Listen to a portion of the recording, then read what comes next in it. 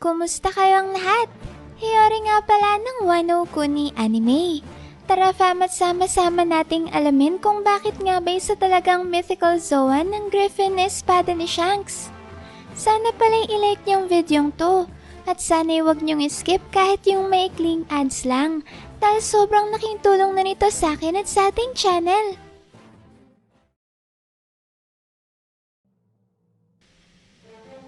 Sa ngayon fam, may isa ng common knowledge para sa ating lahat ng mga One Piece fans na ang bawat isang miyembro ng Red Hair Pirates ay pawang mga hindi nagtataglay ng kahit anumang Devil Fruit ability. Bukod pa dyan ay kilala rin ng Red Hair Pirates bilang siyang pinakabalanseng pirate crew sa buong mundo. At sa pagkakaroon nila ng pinakamataas na average bounty, kahit na ikumpara pa natin sila sa iba pang malalakas na pirate crew katulad ng Straw Hats, Blackbeard Pirates, at pati na rin Cross Guild. Malaking partida pa nga yan para sa Red Hair Pirates fam, dahil tanging sila lang ang Emperor of the Sea Crew na puro non-Devil Fruit users ang miyembro.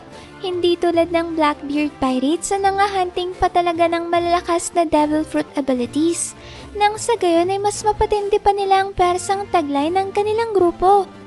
Kaya naman sobra talagang nakakamangha na nagawa ng Red Hair Pirates na maging isa sa pinakamalakas na pirate crew ng henerasyong to, nang walang ginagamit na ibang kapangyarihan, kundi ang kanila lamang sariling kakayahan bilang normal na mga tao. Pero paano kaya fam kung bigla na lang i-reveal sa atin ni Oda na hindi pala talaga 100% walang gumagamit ng Devil Fruit ability sa Red Hair Pirates? At paano kaya kung ang miyembro pala na may kakayahang makagamit ng Devil Fruit ability ay ang kanila pa mismong kapitan na si Red Hair Shanks? Tamang narinig niyo fam, base nga sa kasalukuyang takbo ng kwento, ay napakalaki ng posibilidad na nakakagamit talaga ng isang Devil Fruit ability si Shanks. Subalit hindi nga ito katulad ng iniisip ng marami, dahil hindi si Shanks mismo ang nagtataglay ng kapangyarihang to, at ang meron talagang Devil Fruit ability ay ang kanyang signature weapon. Walang iba kundi ang espada ni Red Hair na Griffin. Sa nakaraang video nga fam, may nabanggit natin ang ilan sa mga sandatang nagtataglay ng Devil Fruit ability, katulad ng Ragnir ni Prince Loki, Fangfreed ni Spandam, Lasso ni Mr. Four, at syempre ang espada ng mismong kakambal ni Shanks na Cerberus ni Saint Shamrock. Kaya naman nga dahil dyan fam, may nalaman natin na hindi talaga imposibleng magkaroon ng Devil Fruit ability ang iba't ibang mga sandata sa kwento. Subalit ang tanong naman natin ngayon ay bakit kaya pwedeng mapasama sa listahang ito ang Griffin ni Shanks, gayong hindi pa naman natin ito nakikita na nagtatransform sa ibang anyo o gumagamit ng kahit anong Devil Fruit ability. Pansinin yung eksenang to fam, nung sinubukan ulit ng Kid Pirates na hamunin ang crew ni Shanks. Dito'y tinutukan ni Eustace Kid ng kanyang dambuhalang electromagnetic cannon ang mga kalyadong pirate crews ng Red Hair Pirates. Subalit dahil nga nakita na ng advanced observation haki ni Shanks ang pinsalang may dudulot ng dampunk na finishing move ni Kid, ay kagad siyang gumawa ng aksyon. Sa punto nga na papakawalan ni Kid ang kanyang awakened ultimate technique, ay dali-daling nagtungo si Shanks sa direksyon ng barko ng Kid Pirates upang unahan sa pag-atake si Kid. Kapansin-pansin dito fam na sa punto na hinugot na ni Shanks ang kanyang espada upang atakihin si Kid, ay bigla na lang lumabas sa eksena ang isang dambuhalang mythical beast na Griffin. Makalipas naman ng ilang sandali ay nawala na rin ang mythical creature na ito, at pagkatapos ay doon na tuluyang inatake ni Shanks si Kid gamit ang kanyang teknik na Kamusario Divine Departure na isa namang napakalakas na mid to long range flying slash attack. O diba fam? Sapat na sigurong foreshadowing yan ni Oda para maniwala tayo na meron nga talagang taglay na Devil Fruit ability ang Griffin na espada ni Red Hair. Lalo na fam at ilang beses na rin tayong nabiktima ng mga pinakamalalaking foreshadowing sa kwento na nung una nga'y wala tayong kamalay-malay dahil akala natin ay pangkaraniwang eksena lang ang mga to. Subalit pagkalipas nga ng ilang taon ay bigla na lang tayong magugulat sa pag-reveal sa atin ni Oda na malaki pala ang kaugnayan ng eksenang yon sa future ng kwento. Huwag na nga tayong lumayo fam, Dahil ang isa sa pinakamagandang halimbawa niya na yung pinakaunang chapter, kung saan sa unang tingin ay para bang sinindak lang ni Shanks ang Sea King na nagbantang tumapos sa buhay ni Luffy, kaya bigla na lang sila nitong nilayuan. Subalit pagkalipas nga ng ilang daang chapter fam, ay malalaman nating Conqueror Saki pa lang pinamalas ni Shanks sa eksenang yon, kaya ganoon na lang ang takot sa kanya ng Sea King. At syempre, ang pinakapopular nga sa lahat ng mga matitinding foreshadowing ay ang anino ng pagsayaw ni Luffy sa nagaganap na kasiyahan sa Sky Island upang ipagdiwang ang pagtalo ng Straw Hats kay Enel at sa grupo nito. Biruin niyo yun fam, chapter 287 pa lumabas ang eksenang to. At pagkatapos niyan ay tsaka lang pinakilala sa atin ni Oda ang Nika Transformation Awakening ni Luffy sa chapter 1044. Alam niyo ba fam kung gaano kalayo at katagal ang pagitan ng dalawang chapters na yan? 757 chapters at halos 2 dekada lang naman. Ganyan kabangis mag-foreshadowing si Oda. Kaya naman base nga dyan ay mataas talaga ang tsansa na maging devil fruit talaga ng espada ni Shanks ang lumabas na aura ng mythical creature na Griffin nung nilampaso niya si Kid. Isa pang magandang ebidensya fam ay ang puntong ito sa kwento, kung saan una nating nakita na pagmamay-ari na ni Shanks ang espadang to.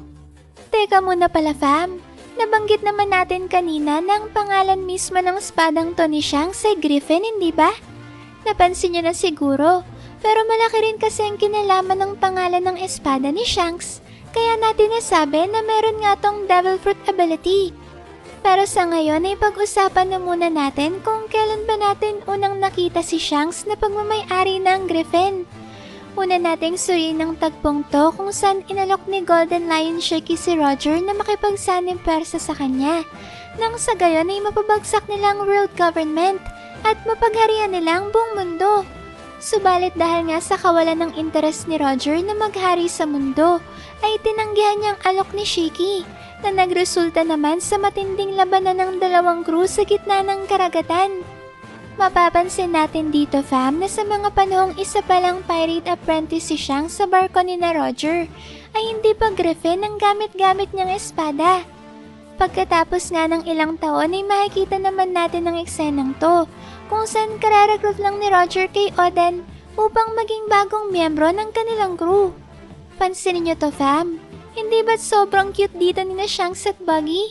Pero ang kailangan nating pagtunan ng pansin ay ang espada dito ni Shanks. Hindi ba't kapansin-pansin na masyado pa ring maliit ang espadang to para maging si Griffin?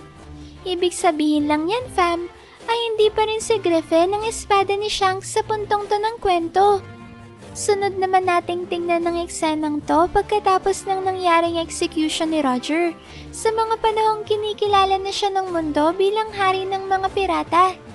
Dito nga fam ay sinusubukan ni Shanks na yayain si Buggy na maging bahagi ng kanyang binubuong sariling pirate crew.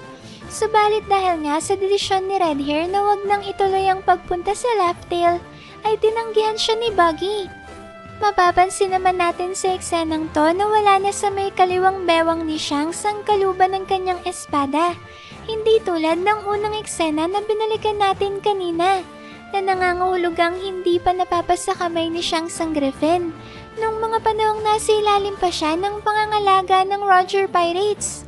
Subalit paglipas nga ng ilang panahon ay sunod na nating makikita si Shanks sa eksenang to, kung saan nagtungo siya sa Holy Land Parisua upang gampanan ang kanyang pagiging isang Celestial Dragon at upang maging miyembro ng Holy Knights. Ito na nga fam ang pagkakataon sa storya ni Shanks na unang beses nating makikita na nasa kanya na ang Griffin. Ibig sabihin yan ay ang kanyang ama na si Saint Garling ang siyang nagbigay sa kanya ng espadang to, sa parehong paraan ng Cerberus naman na espada ng kanyang kakambal na si Saint Shamrock ay nagmula rin sa kanilang ama. Yan ang dahilan fam kung bakit makakasiguro tayo na meron nga talagang taglay na Devil Fruit ability ang Griffin ni Shanks. Dahil ngayon ay nalaman na nating nanggaling pala ito kay Saint Garling, na siyang tumatayong Supreme Commander ng mga Holy Knights sa panahong yun. Alam naman natin fam kung gaano katindi ang impluensya at kapangyarihang hawak ng posisyong to. Kaya naman siguradong madali lang para kay Saint Garling na mapasa-kamay ang pinakamalalakas na espada sa Marisha upang may pagkaloob ang mga ito sa kanyang mga mahal na anak. Isa pang mahalagang punto fam ay hindi ba't nasa kamay ng mga celestial dragons ang pinaka-rare na mga devil fruit sa mundo, katulad ng nasaksihan natin sa naganap na human hunting tournament sa God Valley.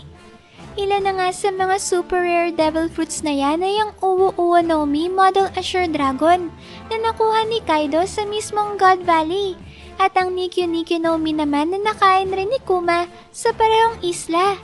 Kaya hindi talaga malabo na magtaglay rin ng rare devil fruits ang mga sandata ng mga Holy Knights, kagaya na lang nga ng mythical Zoan Cerberus ni Saint Shamrock.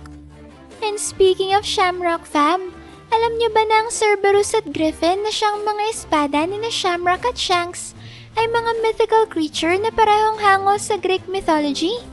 At ayon nga sa Greek mythology, ang Cerberus ang natasang magbantay sa pintuan ng underworld, habang ang Griffin naman ay nakatagdang magwardya sa pinakamahalaga at sagradong mga kayamanan.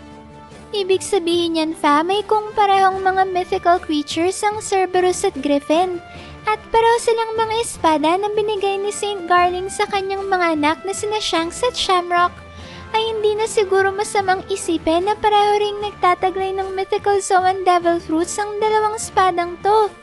At kung ang espadang Cerberus nga ni Shamrock ay nagtataglay ng mythical Zoan na Cerberus, ang espadang Griffin naman ni Shanks ang siyang magtataglay ng mythical Zoan na Griffin. O diba fam? Hindi ba't sobrang nagtutugma ang mga impormasyong to na nakalap natin mula sa ating pagsasaliksik? Lalo na't pinakita na mismo sa atin ni Oda ang manifestation ng aura ng espada ni Shanks bilang mythical creature na Griffin nung inatake niya si Kid. Kaya siguro naman fam, may sapat na ang mga ebidensyang yan para makumbinsi tayo na isang ang mythical Zoan Griffin ang pagmamay-aring espada ni Shanks. Ito na rin sigurong dahilan kung bakit nagawa ni Shanks na tapatan at matalong nag-uumapaw na lakas ni Prince Loki. Dahil tulad nga ng Accursed Prince, ay may mythical Zoan ring sandata si Redhair. Ang naging lamang lang siguro ni Shanks kay Prince Loki ay ang kakayahan nitong manullify o mapawalang bisa ang observation haki ng Accursed Prince. At yan ang dahilan kaya naman wala nang ang nagawa pa si Prince Loki para maisahan si Shanks. Kayo ba fam, ano sa tingin nyo? Si Shanks nga lang kaya ang may sandatang nagtataglay ng Devil Fruit ability sa Red Hair Pirates? Paano kaya kung ang karamihan pala sa crew ni Shanks ay meron ding mga weapons na may super rare Devil Fruit abilities? Maaari kayang ito ang dahilan kung bakit naging gano'n na lang kalakas ang Red Hair Pirates? Sino kayang mananalo kapag naglaban sina Shanks at Shamrock? Grabe fam! Sobrang nakaka-excite talagang makita kung ano-ano pang mga sandata sa One Piece ang nagtataglay ng mga kakaiba at sobrang lakas na mythical devil fruits. Paki-comment na lang dyan sa baba kung ano bang masasabi nyo tungkol sa napag-usapan natin ngayon fam ha? Maraming salamat fam sa solid at walang sawa ninyong pagsuporta sa akin at sa ating channel. Sana'y palagi kayong ligtas at nasa mabuting kalagayan. Mag-ingat kayo palagi. See you on our next video and stay good fam!